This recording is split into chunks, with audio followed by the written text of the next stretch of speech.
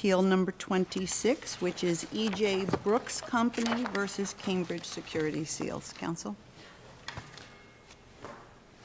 My name is Daniel Goldman. I'm from Kramer Levin. I represent the appellant TydenBrooks. I'd respectfully request to reserve 2 minutes for rebuttal. You may, sir. Tyden has a affirmed jury verdict by the Second Circuit that appellee defendant stole Tyden's manufacturing process and thereby was unjustly enriched by this theft. The award of avoided development costs is simply a disgorgement of that unjust enrichment. So before we get into that, I just want to understand the underlying premise or framework that you want us to use. Do you want us to say that these damages are restitutionary or compensatory? These are compensatory damages. Okay. So then if they are compensatory, why is it that the avoided costs are the appropriate proxy for the plaintiff's own costs? Well, I would respectfully disagree that they have to be a proxy for, plaintiff's costs. But in this case, the avoided development costs were a combination of two factors. One, it was based upon Tyden's own capital costs and the defendant's labor costs. So it was a combination of both. And in this case, avoided development costs was the most direct way to measure the harm. The defendant was unjustly enriched by stealing this manufacturing process to the tune of $3.9 million. See, that gets back to my first question, because when we start talking about unjust enrichment and, are we really talking about compensatory damages?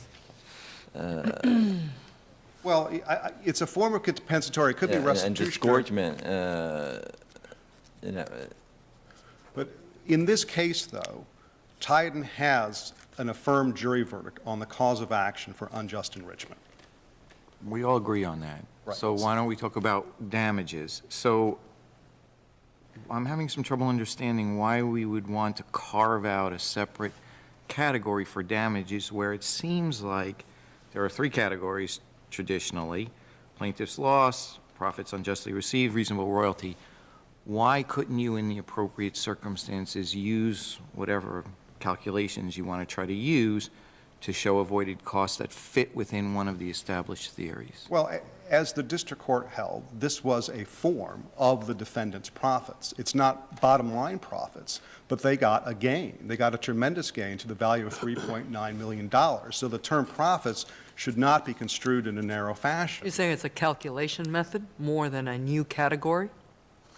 Yeah, exactly. It is not a new category. But don't you have to link it to plaintiff's actual losses? Don't you have to show your actual losses, not costs that they avoided, but instead your actual losses? What actual losses would you link it up to? I do not believe, nor should this court adopt a rule that would be very narrowly say that the plaintiffs have to link. What I struggle with, though, is whether New York already has that rule. That's one of the questions and the damage question. So why don't you address that? Right, and certainly that's defendant's position, but I would respectfully disagree that is the law of New York. And in fact, the one court of appeals case they do cite, which is the Michael Cosmetics case, it's from 1940, states, I quote, "A wrongdoer who has used defendant's secret processes might be compelled to yield up his gains under constructive trust theory." That's the law. But gains are generally thought of as their profits, right? And so if they had profits which would otherwise have been the profits of plaintiffs, that's different from saying costs that they've gained by not having to spend something. I understand. You see, I understand, Your Honor, but it's really. So the connection isn't really the same. Well, it's really the flip side of the same coin. I mean, this is a startup company. It probably wouldn't have even been able to exist but for the fact that it stole the processes. I mean, essentially what you're saying, I think, and stop me if I'm wrong, is that their profits were X, they didn't have to spend the development cost of Y, and therefore their profits would have been X minus Y instead of X, and you're entitled to, essentially, their profit is greater than it would have been because they didn't have to spend something to develop the product. Correct. Would you agree that it would have been possible for them, I realize, I don't think they did this, but you would agree that they could put in proof that their development costs at the time they would have developed this, some other method or your method would have been less than what you actually incurred? They could have put in proof, but they didn't. They didn't even Right, but you admit that they could Exactly. do that. Sure. If they could put in proof, they could have an expert, they can put in proof and say, our development costs would have been actually what we spent. You know, it took us 9 months, we spent X, that's what they would have been had we not stolen the trade secrets. Or they could have said, look, your development costs were $10 million, but times have changed, there's now some new things that we could have used, labor is cheaper, whatever, and so our development costs, had we not stolen this, would have been 5. They could have put that proof on. Absolutely. But I assume your position is that, yes, they could have done that, but they couldn't have said the development costs would have been lower because they had the benefit of what you had already done, Correct, unless that was out in the public domain. which it was not. There's a jury verdict that they stole our trade secrets, that they were unjustly enriched, and there was unfair competition. So we established that at trial, and then the question here is just what the damages. Have you made an alternative argument, because it's not clear to me that you have, that if we disagree with you, that we should consider using the reasonable royalty measure of damages? I have not made that argument. I mean, the point is, look, this is widely recognized by federal circuits, by the Northern District of New York in the cargo case, by the restatement of unfair competition. It's widely Can I ask, recognized. did you go one step further, though? Did you say that they would not have even existed but for the theft? Well, that was an extreme statement. They would have existed, but it would have taken them, instead of hitting the ground running 9 months, they would have hit the ground running maybe in 2 or 3 years. So yes, they would have existed. They would have- We get your argument. Savings equals profits. That's straightforward. I understand that argument. What I struggle with is the proximate cause problem. And I suppose, and you can react to this, it's simply a matter of saying, are the damages that we've identified, or are the losses or the savings that they generated the proximate cause of our lost profits? And isn't that what you're arguing here? And so isn't it really simply a jury question then ultimately all the time? Can you connect this? We said they saved this much money. Can you connect that to profits that we would have made? And that's where you get into the problem of actual losses versus actual profits versus speculative profits, that you would have had those profits somehow if they had those savings. Well, we don't believe that we have to show that the avoided development costs are actually a proxy of the profits that we otherwise lost. That in trade secret cases, particularly with manufacturing processes, it's oftentimes difficult to calculate what the actual lost profits are, which is why this measure of damages exists. Yeah, but isn't it really a profit? Because either they spend whatever X amount of time it would be to develop it on their own, or they have to pay you. There's money you would not have gotten from them to do this. It's lost value. They have a gain, which Sure. is the value of our manufacturing. Yes, what I'm saying, to the extent that you're being asked about, that's the plus side, where's the minus side? It strikes me that if you're arguing about what you're equating with this trade secret, they have 2 choices: develop it on their own, or knock on your door and say, I'll pay you for it, because I want to get into this market. Well, I think Here's the problem, though. The problem is that in tort law, you have to show an actual loss to be compensated. And your difficulty is showing the actual loss. Well, I think by definition, when they stole our trade secrets in the manufacturing process, that alone is an actual loss. So Because an element of something being a trade secret is that it has to have economic value. Exactly. It has to have economic value, which it does, and the jury found it did. It has to be obviously a secret.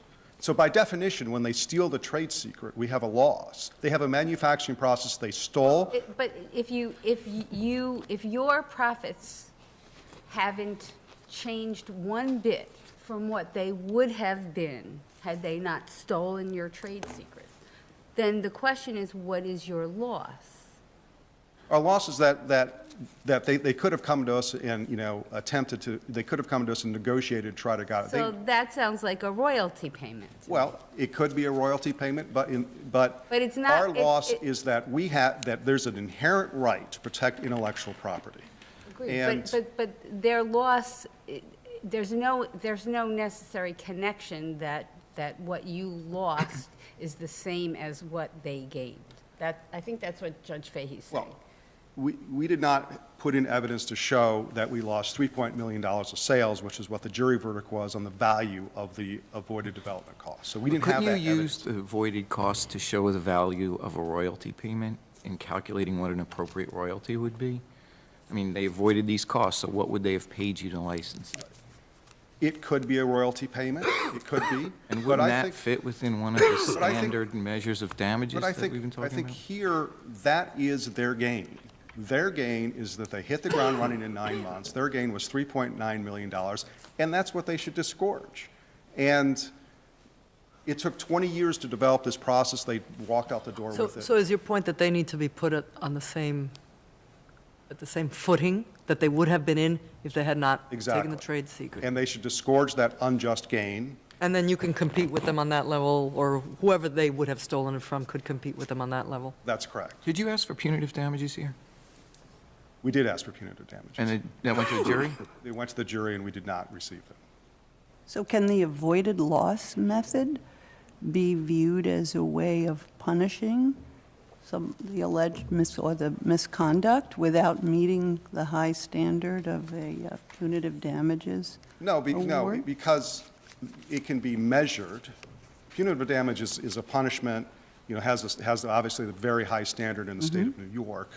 This is not punitive. This is a measurable damage which is based upon facts, based upon capital cost of Tyden, based upon their labor costs, based upon expert testimony. It's not a punitive. This is what they gained when they took, unjustly, when they stole the trade secret. This is what they should give up. And again, it's widely recognized around the country. We've cited many cases. I'm not going to repeat them, but it's widely recognized. And in the state of But New in most of those states, don't they base that on their adoption of the Uniform Act? Some do, but the Uniform Act is just a codification of the common law, and a number of the cases that we cite predate the Uniform Act. And you have the restatement of unfair competition, which is just a restatement of common law, which states that this is a method of damage. So New York, which is a center of the technology, financial, and manufacturing sector, the New York law should provide this remedy to protect intellectual property. It should be more restrictive than places like California and Pennsylvania and Delaware. Thank you, Counsel. You're welcome. Counsel?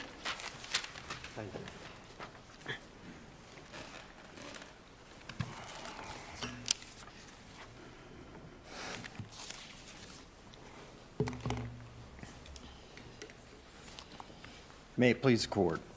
Daniel Fetterman for the Respondent Appellant, Cambridge Security Seals, or as it often is referred to as CSS. So, counsel, what happens when you have a situation where someone has stolen someone else's trade secrets and the defendant, the person who allegedly stole those trade secrets, doesn't have profits that can be, attributable to a loss of profits from the plaintiff? What do? Are you saying that then there are no damages recoverable? Well, no, Your Honor. In fact, I think that the classic rule in this court, going back, 100 years, is that the measure of damages in torts is the plaintiff's loss that was caused by the defendant and not from some other cause. So if the defendant has no profits, then there are cases which suggest that the remedy, it would be the injunction that you could get, the injunctive relief. And I think you can look to some of the cases here. For example, in the Electrolux case, I think is a good example where what happened in that case was a bait and switch scheme where they were taking rebuilt Electrolux, another company was taking rebuilt Electrolux vacuum cleaners into homes with brand new vacuum cleaners of competitors, and basically denigrating the Electrolux vacuum cleaners and saying you should buy one of these other new ones. And the court there said that the plaintiff is not entitled to all of the defendant's profits, and in fact, the only profits that they'll be entitled to is any loss that the plaintiff suffered as a result of the denigration. But there was some provable profits that the defendant did earn, and what the court said was, but not all of those profits are attributable necessarily to what you did, and you have to connect up which ones didn't. I'm suggesting that, or I'm asking the question of what happens when you don't have proof of any profits at all on the part of the defendant. Well, I think if there are no profits on the part of the defendant, then there's no loss to the plaintiff. If the defendant hasn't sold a single widget yet, then they haven't. I'm not saying they haven't sold one, but they haven't profited from one. Well, I think maybe profits is the wrong measure then. The question is, what sales were diverted from the plaintiff? How did the plaintiff, how was the plaintiff harmed? And what happens if in the real world that's very difficult to prove? Can't we use the value of what was stolen as a proxy? Well, here, I think, Your Honor, the correct proxy then is a reasonable royalty, if you're going to go to a proxy. And I think the cases basically say that lost profits are the best measure. Well, then go to Judge Garcia's question, which is, could you base the profit so that it yielded the net present value of the $3.9 million? Well, I think that the reasonable royalty wouldn't end up being $3.9 million. Why? $3.9 million in this case was in a very unjust result. Well, that's the judgment of the federal district court. We're not. I understand, we're not but able to reformulate the number. There was. So maybe you can help with the, you say it wouldn't have been the same. What's the calculation for the royalty that's different from the calculation that we're talking about here? There was evidence in the record. It's at A 1087 and 1088. It was an evaluation company that looked at what the technology was worth and came up with what a reasonable royalty would be, which is about 4.5%. They are standard measurable benchmarks for reasonable royalties and for royalties. And if you multiply that times CSS's sales of 4.1 million, you end up with like $200,000. If you think about it, the result here is punitive. It is not compensatory. It is completely untethered from the plaintiff's losses. Well, so I understand. So you're arguing reasonable royalty as a financial alternative to the punitive nature of avoided costs. Is that what you're saying to us? Correct. All right. Let me just turn to another. We don't have a lot of time here. I just want to turn to one area that I think is very important. That's the public policy implications of whether we go forward with avoided costs or don't. It seems to me there are 4 reasons to go forward with avoided costs. First, you've got New York as a national commercial center, in combination with the fact that if we don't go forward with the uniform trade secret type of avoided cost formula, plaintiffs will simply go into federal court, and New York will lose that litigation and its preeminence in commercial litigation. Secondly, there's a lack of clear precedent in our court. Got 3 cases, none of them break the 1950 mark, I don't think. The third is that I count 6 federal circuits that have already adopted this philosophy. It seems to be the prevalent legal philosophy in the country right now. And finally, you have the common law tradition stated by the Restatement Third, which seems to support New York moving in this as a public policy direction. I don't expect you to answer them all at once, but what are the public policy reasons against us going this way? Okay.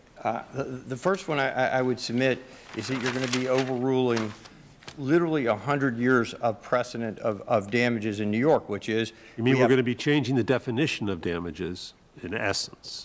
We're not talking about actual losses now. We're talking about speculated avoided costs. That's your argument, isn't it? But these are not compensatory. That's really my argument, Your Honor.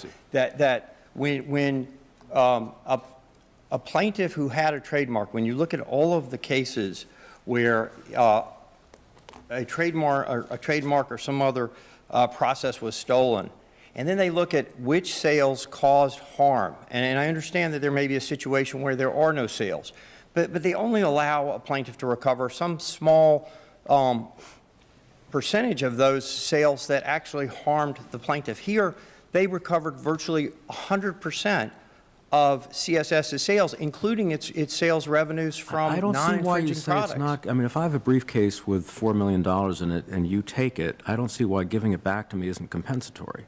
What's different about this? Because we didn't steal their process. We didn't steal their money.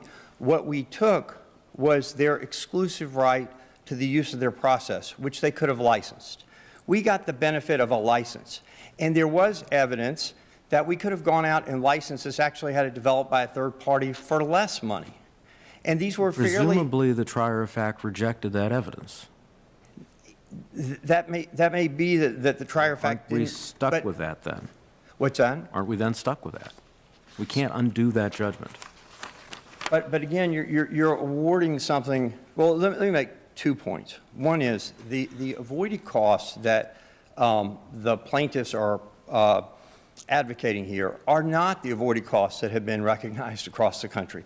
I think when you go back and look at the cases, you'll see, as Judge Garcia suggested, that avoided costs are used as a factor in determining what a reasonable royalty would be. So that's the first point. The use of alternative measures of damages are not standard to address the policy point. They're all over the map. And most courts will use the reasonable royalty method as a proxy when lost profits aren't available, and they use avoided costs as a factor in determining what an appropriate reasonable royalty should be, because that's what was taken, the exclusive right. The plaintiff's still benefiting from their process and their manufacturing. We just aren't paying a licensing fee. And that's how avoided costs are typically used. When the avoided costs are used in those cases, and I invite the court to go back and look at the cases that they've cited, they typically look to what the plaintiff's development costs were, the actual costs, not speculative testimony about what it would cost. And so I would submit, if the court decides that it's going to move to an alternative measure of damages, that this court should adopt a reasonable royalty and have avoided costs be a factor in that. And frankly, it should be based on what the plaintiff actually spent, not, a battle of experts about speculation about how many months or years it would have taken. Because a party in the position of CSS could go into the market and license the technology. And I believe, let me check, I believe that evidence did get in the record. I believe evidence was in the record. The fact finder, the jury may not have accepted, but there was evidence in the record that we could have licensed this from another party for less. I think the point is you didn't, right? We So if didn't, you- I agree. And so, Right. so the question is, So they're stuck with the stolen their secret. they're stuck with stolen, but the And question is not, otherwise, are you walking away with a windfall? we don't walk away with the windfall if we have to pay an appropriate, reasonable royalty. We're paying for what we took. We took basically the right to use their process, and in the marketplace, in the commercial marketplace, what parties do when they want to use someone's process is they license it and they pay a reasonable royalty. I would submit that Who knows in the marketplace if you had gone to them what you would have had to pay? I'm sorry? Who knows in the marketplace what you would have had to pay if you went to them? You stole it from them, you didn't steal it from the other group that you're saying you would have licensed it from. I understand that, Your Honor, but I think here the question is we're trying to fashion a compensatory remedy. This is a proxy, and the proxy should be the fairest proxy possible. And it should be based on commercially reasonable norms. And I submit that actually the kinds of results that you'll get if you adopt the measure of damages that they suggested, which is the sort of hypothetical cost to the defendant, instead of a reasonable royalty, will make this a much less attractive place for businesses. And it's, I guess I'm still struggling where I started with your adversary, which is, perhaps it's time to move away if we're really going to enforce trade secrets and and fair trade to a deterrence-based calculation as opposed to just a purely compensatory model.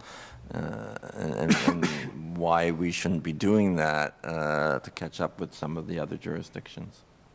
Well, I would respectfully submit that you have 100 years of jurisprudence that in New York, the cases and the outcome are uniform. The measure of damages that is applied is uniform, and if there needs to be punishment, punitive damages are available. And I would also submit that if you introduce the proxy of a reasonable royalty, that would be far better than allowing these unfair and unanchored results.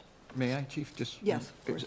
I don't know the answer to this. A reasonable royalty calculation, is that generally a percentage of the price or sales per item? I think that there are a number of factors that go into it, and UTSA, for example, lays out factors that one can look at.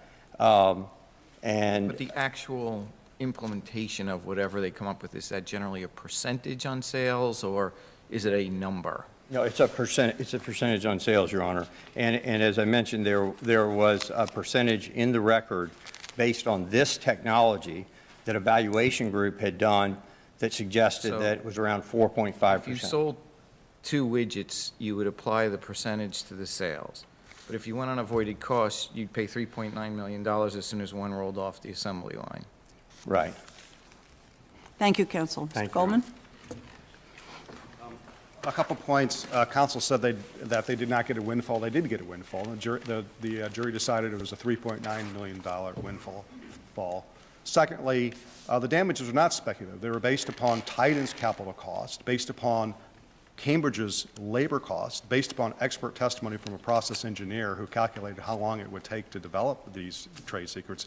So it wasn't a speculative measure of damages. But would those damages then apply if they sold 1 of these items, or 10, or none?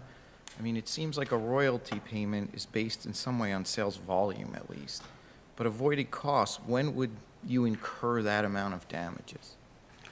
Well, first of all, I think on royalties, there's all kinds of ways to calculate royalties. There's not just one way to do it.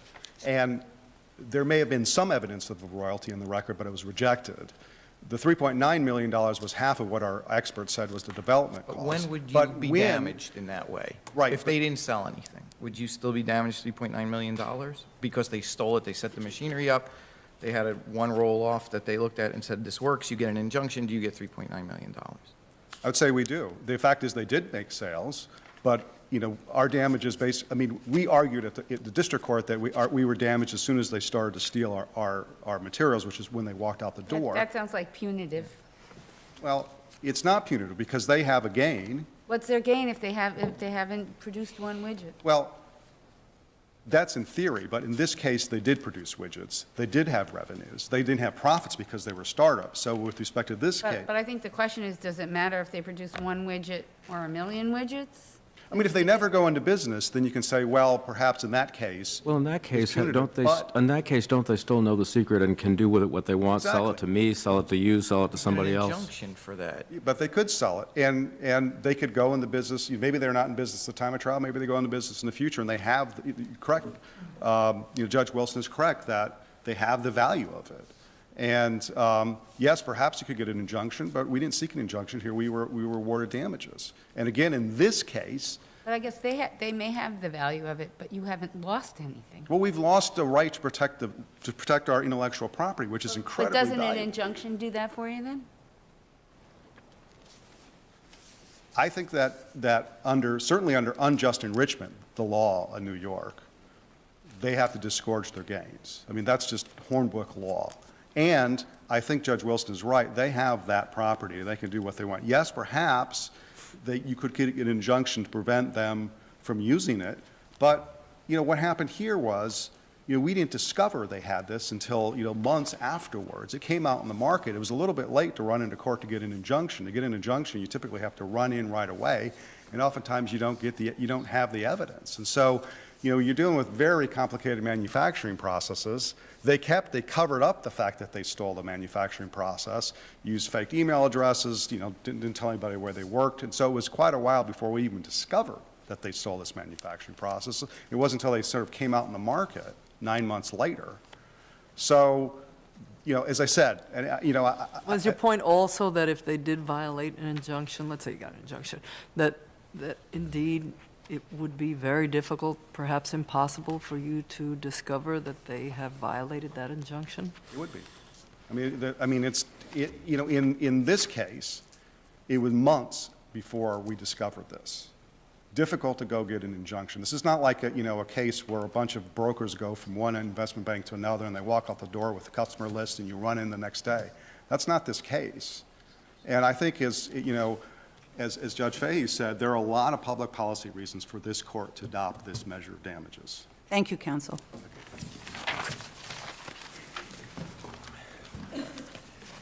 If I might, I'd like to address a Oh, couple no, of things. counsel. Sorry, We're done. we're done? We are, sir. Thank you, Your Honor.